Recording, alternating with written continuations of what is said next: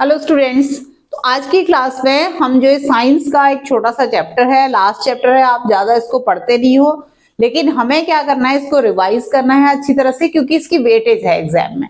अब एनवायरनमेंट क्या है, हिंदी में अगर हम बोले तो वातावरण या पर्यावरण, परिआवरण मतलब जो हमारे चारों ओर है, हमारे चारों ओर नेचर है, बायोटिक कंपोनेंट है, एबायोटिक कंपोनेंट है, ये सब आपका क्या बनाते हैं, एनवायरनमेंट बनाते हैं। इसमें जो अब दूसरी चीज आती है वो आती है इकोसिस्टम। क्या है ecosystem? Is a community of living organism along with non living things around us। वो सारे इकोसिस्टम बनाते हैं।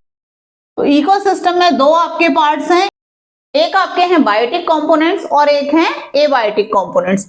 ये बायोटिक कंपोनेंट्स में आपके लिविंग थिंग्स आते हैं, जैसे कि आपके आगे प्लांट्स और आपके आगे एनिमल्स और एक आपके आगे हैं डीकंपोजर्स। तो डीकंपोजर्स क्या होते हैं, आपके जो डिकम्पोज करते हैं चीजों को, ठीक है ना। तो आपने देखा एनवायरनमेंट में ना चीजों की साइक्लिंग होती रहती है, कार्बन साइकिल आपने पढ़ा, नाइट्रोजन साइकिल पढ़ा, वाटर साइकिल पढ़ा। जो ये एलिमेंट्स हैं जो लाइफ से इन्वॉल्व हैं, उनकी ना साइक्लिंग होनी जरूरी है। तो उसमें क्या है, जैसे हमारी बॉडी है कार्बन, नाइट्रोजन, हाइड्रोजन, ऑक्सीजन से बनी है, तो जब हमारी डेथ हो जाएगी या फिर जो एक्सक्रीटरी प्रोडक्ट्स हैं हमारे प्लांट्स, कोई भी लिविंग ऑर्गेनिजम्स के, उनको ये डीकम्पोजर्स क्या करते हैं, वापस एनवायरनमेंट में फ्री करते हैं, डीकम्पोज करके बॉडीज को। बहुत सारी ऐसी प्रोसेसेस होती हैं जो इसको करते हैं। उसके बाद एबायोटिक कंपोनेंट इकोसिस्टम के जो एयर, ये सारे हमारे चारों ओर जो एबायोटिक नॉन लिविंग थिंग्स हैं, वो हमारे एबायोटिक कंपोनेंट है। ये मिल करके इकोसिस्टम बनाते हैं और इनके बीच में इंटरेक्शन होता रहता है बायोटिक कंपोनेंट्स और एबायोटिक कंपोनेंट्स के बीच में टू सस्टेन लाइफ। तो network of interaction between biotic and abiotic components to sustain life is known as ecosystem. तो अब ये इकोसिस्टम को जो बायोटिक कंपोनेंट्स बनाते हैं, तो जो ये बायोटिक कंपोनेंट्स है, प्लांट्स, एनिमल्स और डिकम्पोजर्स, इनको हम तीन पार्ट्स में डिवाइड करते हैं। एक पार्ट है प्रोड्यूसर्स। प्रोड्यूसर्स कौन होते हैं, प्रोड्यूसर्स होते हैं ग्रीन प्लांट्स। तो ग्रीन प्लांट्स क्या करते हैं, फोटोसिंथेसिस के थ्रू फूड को प्रोड्यूस कर रहे हैं, ठीक है ना। वैसे ही एक मिसनॉमर है, क्योंकि ये फूड को प्रोड्यूस नहीं कर रहे हैं, ये सिंपली क्या कर रहे हैं, एनर्जी को प्रोड्यूस नहीं कर रहे हैं, ये सिंपली क्या कर रहे हैं, सोलर एनर्जी को केमिकल एनर्जी ऑफ फूड में कन्वर्ट कर रहे हैं। तो एक कन्वर्टर्स कहना चाहिए, लेकिन हम इनको प्रोड्यूसर्स के नाम से जानते हैं, तो प्रोड्यूसर्स ही हम इसको बोलेंगे। ग्रीन प्लांट्स आगे। कंज्यूमर्स कौन है, एनिमल्स। तो सारे एनिमल्स और जो नॉन ग्रीन प्लांट्स हैं वो कंज्यूमर्स है, ठीक है। एनिमल्स आगे। डीकम्पोजर्स कौन है, डीकम्पोजर्स है बैक्टीरिया एटसेट्रा, जो micro bacteria etcetera, bacteria, fungi etcetera. तो ये सब क्या करते हैं, डीकम्पोज करते हैं। और जैसे मैंने आपको बोला कि जो एलिमेंट्स, जो भी हमारी बॉडी है, उनको डीकम्पोज करके जिन एलिमेंट से हमारी बॉडी बनी है, उसको ये एनवायरनमेंट में फ्री करते हैं। तो इस तरह से आपकी ये 3 क्लासेस आपकी इसकी है।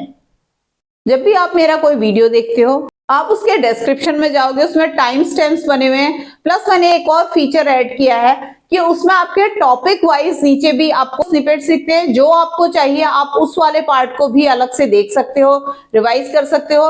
तो अगर आपको अच्छा लगा है ये फीचर तो मेरे को जरूर बताना, जरूर कमेंट करना। अब जो इसमें पढ़ेंगे हम, वो पढ़ेंगे फूड चेन और food web.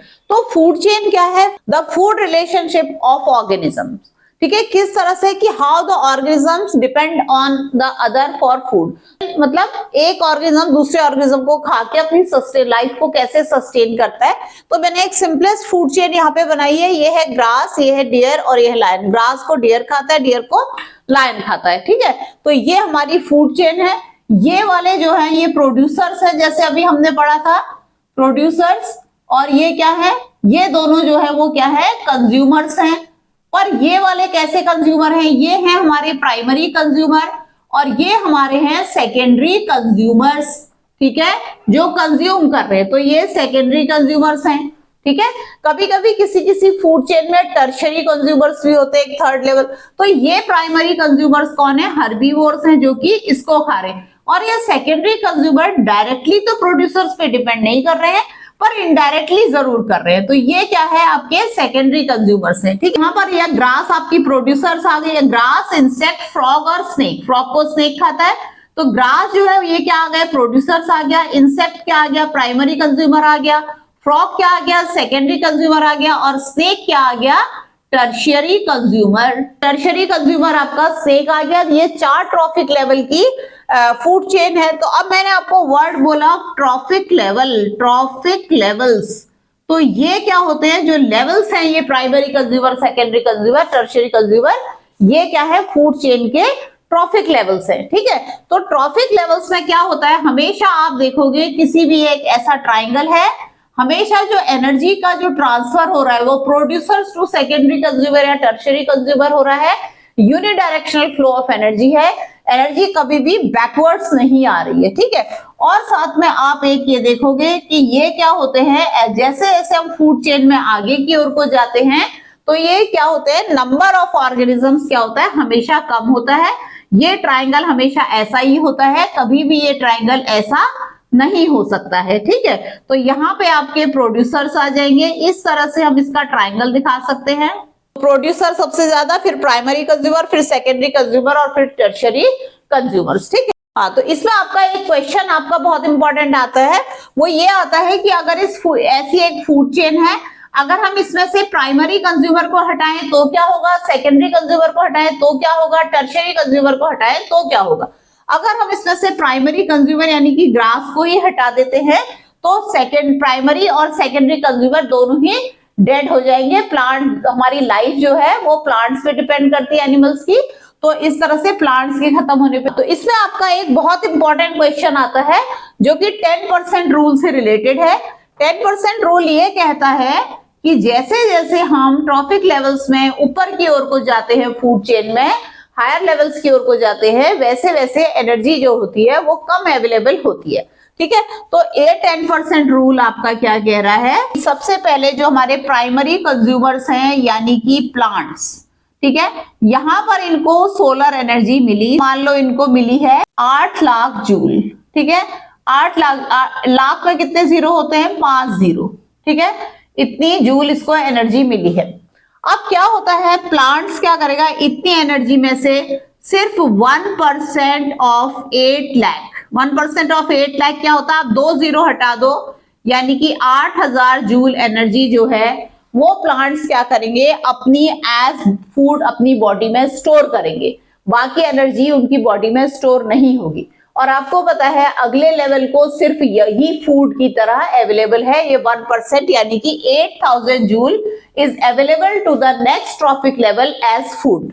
Next trophic level कौन है, प्राइमरी कंज्यूमर। ठीक है, प्राइमरी कंज्यूमर को इसका 10%, ये क्या करेगा, इस 8000 जूल इसको अवेलेबल है, लेकिन ये क्या करेगा कि जो एनर्जी इसको मिल रही है उसको एनर्जी को ही अपनी वेरियस फिजियोलॉजिकल एक्टिविटीज में खर्च करेगा, और सिर्फ 10% जो है, 10% ऑफ 8000 जूल ये इसकी बॉडी में स्टोर होगा एज इट्स बॉडी, बाकी इसका रेस्पिरेशन, रिप्रोडक्शन वगैरह में खर्च हो जाएगा। तो 10% ऑफ 8000 जूल। अभी आप निकालने मत बैठो, 10% अभी हमने यहाँ पर 2 जीरो कम किए थे, अब हम सिर्फ एक एक जीरो कम करते जाएंगे, तो 800 जूल जो है वो सेकेंडरी कंज्यूमर को अवेलेबल है, सेकेंडरी कंज्यूमर को अवेलेबल है एज फूड।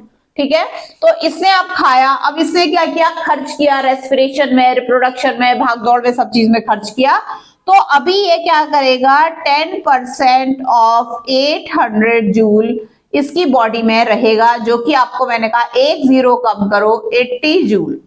ये 80 जूल किसको मिल रही है, टर्शियरी कंज्यूमर को एज फूड मिल रही, इसको 800 जूल मिली, लेकिन इसने खर्च की और 10% जूल फूड की तरह रखी, तो 80 जूल इसने क्या किया, टर्शियरी कंज्यूमर को दे दी। टर्शियरी कंज्यूमर को कितनी कम एनर्जी मिल रही है, यहाँ 8 लाख से शुरू होकर 80 जूल पे, since very little energy is available to the higher trophic levels and the amount of energy keeps on decreasing, hence there are only 3, 4, max to max 5 trophic levels। और कभी भी आप देखोगे एक कार्निवोर को नहीं खाता क्योंकि उसको कुछ मिलने वाला नहीं है। हाँ, तो अब आते हैं फूड वेब पे। फूड वेब आपका क्या है, ये है कि network of food chains. Food web is network of food chains. अगर इस वाली इसमें ये डियर मान लो मर गया है ना, पूरी डियर की जो आपकी इसके जो ग्रुप था वो खत्म हो गया, किसी डिजीज की वजह से, किसी वजह से एक्सटिंक्ट हो गया, तो ये लायन क्या होगा, ये लायन मर जाएगा क्योंकि इसको फूड ही नहीं अवेलेबल है, यहाँ तो स्ट्रेट अवे फूड चेन थी। तो यहाँ पे क्या होगा, ये डियर जो है ये खत्म, अगर ये खत्म हो गया तो ये लायन भी खत्म हो जाएगा। ठीक है, तो ये क्वेश्चन आपका आता है, what is the effect of removing organisms of second trophic level या फर्स्ट ट्रॉफिक लेवल। या तो अगर डियर खत्म हो जाते हैं तो ग्रास की ओवरग्रोथ हो जाएगी और लायन क्या होंगे, मर जाएंगे, की सेकेंडरी कंज्यूमर यहाँ पर जो है वो मर जाएगा। लेकिन लायन मर जाते हैं तब क्या होगा, अगर लायन मर जाते हैं तो डियर का नंबर क्या हो जाएगा, बहुत ज्यादा हो जाएगा, क्योंकि इसको खाने वाला कोई नहीं है, और ग्रास क्या होगी, वो भी धीरे धीरे काफी कम हो जाएगी। ठीक है, तो अब इसमें क्या होता है, अच्छा होता कि जो लायन था उसको खाने के लिए और कोई स्पीशीज होती और कोई ऑर्गेनिजम्स यहाँ पर होते।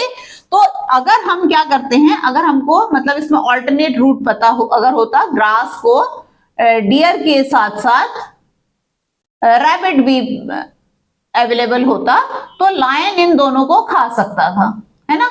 तो इस तरह की जो नेटवर्क ऑफ फूड चेन्स होती हैं उनको हम क्या बोलते हैं, फूड वेब बोलते हैं। इसीलिए बोलते हैं कि डाइवर्सिटी अच्छी है एनवायरनमेंट में। ठीक है ना, तो जितनी डाइवर्सिटी होगी उतनी ही कॉम्प्लेक्स फूड चेन होगी। एक कॉम्प्लेक्स फूड चेन एनवायरनमेंट के लिए अच्छी है और लाइफ के सस्टेनेंस के लिए भी अच्छी है। ठीक है, तो अगर आपको कुछ एनिमल्स दे दें और आपको कहा जाए कि एक फूड वेब आप इससे बनाओ, मान लो कि आपको दिया हुआ है, ठीक है, मान लो आपको ये इतने सारे ऑर्गेनिजम्स दिए हुए हैं, तो ये मेरे को ऑर्गेनिजम्स दिए हुए थे, इसके बेसिस पे फूड वेब बनाना है। तो आप देखो इस तरह से बन सकता है, रैबिट को स्नेक भी खा रहा है, ये ग्रास हो गई, ग्रास को इंसेक्ट खा रहा है, रैबिट खा रहा है, और डियर खा रहा है, डियर और रैबिट को लायन खा सकता है, और इंसेक्ट को फ्रॉग खा सकता है, फ्रॉग को फ्रॉग, और रैबिट को स्नेक खा सकता है, स्नेक को पीकॉक खा सकता है, और स्नेक को ईगल भी खा सकता है। तो ये एक कॉम्प्लेक्स फूड वेब बन गया। फूड वेब अच्छा है एनवायरनमेंट के लिए। तो अब इसमें टर्म आया है आपका बायोलॉजिकल मैग्निफिकेशन। बायोलॉजिकल मैग्निफिकेशन क्या है, आप देख रहे हो कि ये सब चीजें ना, इसमें जो भी आपके पड़े हुए हैं पेस्टिसाइड, हार्मफुल केमिकल्स, वो अल्टीमेटली कहाँ एंड अप हो रहे हैं, हायर ट्रॉफिक लेवल की बॉडीज में एंड अप हो रहे हैं। पेस्टिसाइड्स हैं, कोई भी केमिकल्स हैं, फर्टिलाइजर, कुछ भी पानी वानी से जा रहा है, कुछ भी कोई भी केमिकल्स हैं, वो हायर ट्रॉफिक लेवल की बॉडीज में अकुमुलेट हो जाते हैं। तो accumulation of harmful chemicals in the bodies of higher trophic level is known as biological magnification, या इसको सिंपली बायो मैग्निफिकेशन भी बोलते हैं। तो जैसे ह्यूमंस की बॉडी में भी बहुत सारे हार्मफुल केमिकल्स जो होते हैं एंड अप होते हैं, जो कि अल्टीमेटली ऑर्गेनिज्म की लाइफ के लिए अच्छे नहीं होते। इनका ना हायर कॉन्सेंट्रेशन, जो हायर ट्रॉफिक लेवल के ऑर्गेनिजम्स हैं उनकी बॉडी में इन हार्मफुल केमिकल्स का हायर कॉन्सेंट्रेशन होता है, क्योंकि ये नॉन बायोडिग्रेडेबल है, डिकम्पोजर वगैरह इनका ब्रेक डाउन नहीं कर पा रहा है। तो फिर ये क्या होता है, जो हायर ट्रॉफिक लेवल्स हैं उनकी बॉडीज में इकट्ठा हो जाते हैं। आप देखते हो कि आपको पूछा जाता है कि वेजिटेरियन डाइट बेटर है या नॉन वेजिटेरियन डाइट, और क्यों। तो वेजिटेरियन डाइट बेटर है क्योंकि तब आपको सोर्स ऑफ हार्मफुल केमिकल आपको एक ही है, और यहाँ पर क्या हो रहा है, सोर्स ऑफ हार्मफुल केमिकल्स आपको क्या मिल रहे हैं, दो। जितना हायर ट्रॉफिक लेवल होगा उतने ही सोर्सेज ऑफ हार्मफुल केमिकल्स जो होंगे वो ज्यादा होंगे, उतना ही ज्यादा हार्मफुल केमिकल्स का कॉन्सेंट्रेशन होगा। अब आप जानते हो कि ह्यूमंस ने ना एनवायरनमेंट को अपने लिए, अपनी कन्वीनियंस के लिए, अपनी लाइफ के लिए बहुत ज्यादा चेंज किया है, और कोई ऑर्गेनिज्म जो है वो लाइफ, जो एनवायरनमेंट है, कोई ना ज्यादा इफेक्ट नहीं करते, ज्यादा ऑल्टरेशन नहीं करते उसमें ह्यूमंस की तरह। ठीक है ना, तो ह्यूमंस ने क्या किया, बहुत ज्यादा चेंज किया है। तो ह्यूमंस की जो एक्टिविटीज होती हैं वो काफी सारी तरह से, आप देखते हो अपने चारों ओर, आप देख लो एनवायरनमेंट को कितना ज्यादा अफेक्ट करती है। तो सबसे पहले इसमें हम पढ़ते हैं ओजोन लेयर। तो ओजोन क्या है, ओजोन ना O3 है। वैसे तो ये पॉइजनस गैस होती है, ठीक है, तो लेकिन ये जो इसके हार्मफुल रेडिएशंस होते हैं सनलाइट के, वो क्या करते हैं, इसको ब्रेक कर देते हैं ऑक्सीजन को, और ये ऑक्सीजन में ये O ऐड होके यहाँ पे O3 बन जाता है। ये O3 पूरे एनवायरनमेंट के चारों ओर एक ब्लैंकेट बना देता है और इन हार्मफुल रेडिएशन को एब्जॉर्ब कर लेता है। हार्मफुल अल्ट्रावायलेट रेडिएशंस हमारे तक नहीं पहुंचती हैं। तो ओजोन लेयर का होना बहुत इंपॉर्टेंट है। लेकिन अगर हम अर्थ में CFC, जो कि क्या है, ये सब आपको फुल फॉर्म्स याद होनी चाहिए। CFC क्लोरोफ्लोरोकार्बन, क्लोरोफ्लोरोकार्बन का जो प्रोडक्शन है वो ओजोन, क्लोरोफ्लोरोकार्बन जो है वो जाके ओजोन से रिएक्शन करती है और उसको तोड़ देती है। तो इसकी वजह से जो ओजोन लेयर है उसमें होल हो गया है और ये होल के थ्रू अल्ट्रावायलेट रेडिएशन अर्थ में एंटर करती हैं। जब एंटर कर रही हैं तो इससे ना दो ह्यूमंस पे दो हार्मफुल इफेक्ट इसके होते हैं। एक तो है कि इससे कैटरेक्ट हो सकता है और दूसरा स्किन कैंसर। ये भी आपका क्वेश्चन आता है, दो हार्मफुल इफेक्ट्स को याद रखना, ठीक है। तो अब इसको इसका इस सीएफसी क्योंकि इसका मेन कारण है तो सीएफसी के लेवल को कंट्रोल करना बहुत जरूरी था। तो अब आया यूएनईपी। यूएनईपी आया 1987 में, यूनाइटेड नेशंस एनवायरनमेंट प्रोग्राम। ये सारे फुल फॉर्म्स आप याद करोगे, chlorofluorocarbon United Nations Environment Programme. तो 1987 में जो कि यूनाइटेड नेशंस का प्रोग्राम था, इन्होंने कहा कि सीएफसी का जो लेवल है वो 1986 के लेवल पे कर लो प्रोडक्शन का, तो फिर इससे हमारा ये कंट्रोल हो जाएगा। और जल्दी ही इसको जब ऐसा किया गया तो इसके रिजल्ट्स देखने को मिले, होल हो गया था वो हील होना शुरू हो गया। तो ह्यूमन एक्टिविटीज की वजह से दूसरा जो हार्मफुल इफेक्ट है वो है गार्बेज या वेस्ट। क्या ये गार्बेज जो है दो टाइप का है, एक आपका है बायोडिग्रेडेबल और एक आपका है नॉन बायोडिग्रेडेबल, ठीक है। जो बायोडिग्रेडेबल वेस्ट है वो तो डिकम्पोज हो जाता है, डिकम्पोजर्स उसको डिकम्पोज करते हैं, जिन चीजों से वो बना है वो एनवायरनमेंट में वापस से फ्री हो जाते हैं और उनकी फिर से साइक्लिंग शुरू हो जाती है, ठीक है ना। और जो नॉन बायोडिग्रेडेबल वेस्ट है वो क्या है, उसको जो है डिकम्पोजर्स डिकम्पोज नहीं कर सकते हैं, तो फिर क्या होता है वो एनवायरनमेंट में ही रह जाता है। लेकिन बायोडिग्रेडेबल वेस्ट जो है वो भी एनवायरनमेंट के लिए इतना अच्छा नहीं है, जर्म्स फैल सकते हैं और अनहाइजीनिक लगता है, सैनिटरी कंडीशन जो होती है वो खराब लगती हैं। तो इसलिए जो है इसको कम करने के लिए हमारे पास एक तरीका है कि रिड्यूस करना, ठीक है। बायोडिग्रेडेबल वेस्ट हम कम से कम प्रोड्यूस करें। तो और नॉन बायोडिग्रेडेबल वेस्ट तो बहुत ही बुरा है, क्योंकि नॉन बायोडिग्रेडेबल वेस्ट क्या कर रहा है, ये चीजें डिकम्पोज नहीं हो रही है। प्लास्टिक अगर एक बार बन गया तो वो प्लास्टिक क्या होगा, हमेशा ऐसे ही रह जाएगा नेचर में, ठीक है। तो क्योंकि इसमें क्या हो रहा है, कोई भी चीज बन रही है डिकम्पोज नहीं हो पा रहा है, कोई प्लास्टिक डिकम्पोज नहीं हो पा रहा है, नेचर में ऐसा हो रहा है, नेचर में ऐसे ही रहेगा। उसके अंदर जो कंपाउंड्स एलिमेंट्स हैं उनकी साइक्लिंग नहीं होगी। तो आपको 4 आवर्स इसके लिए आप फॉलो कर सकते हो। तो आपके जो 4 आवर्स हैं वो रिफ्यूज की आपको नहीं लेना है, आपको प्लास्टिक नहीं लेना है, आप अपना बैग लेकर के जाओ और रिफ्यूज करो। फिर उसके बाद दूसरा है रिड्यूस। रिड्यूस है कि कम से कम यूज करो, जहां जरूरी ना हो वहां ना लो।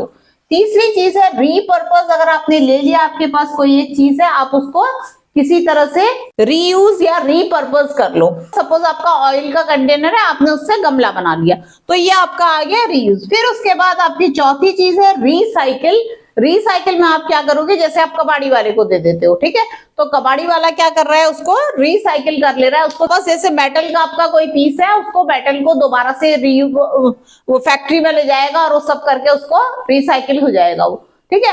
तो ये आपको 4 आवर्स फॉलो करने चाहिए। तो पूछा जाएगा व्हाट इज बेटर, रिसाइकिल और reuse. So reuse is better, क्योंकि रिसाइकिल करने में ट्रांसपोर्टेशन, एनर्जी, ये सब कुछ खर्च हो रहा है ना, फैक्ट्री में भी जा रहा है, इसलिए reuse is better than recycle. तो ऐसा भी आपका कभी कभी क्वेश्चन आ जाता है। तो ये चैप्टर मैंने जल्दी से खत्म करने की कोशिश की है। तो अगर आपको पसंद आया है, लाइक करो, शेयर करो और सब्सक्राइब करो। All the best.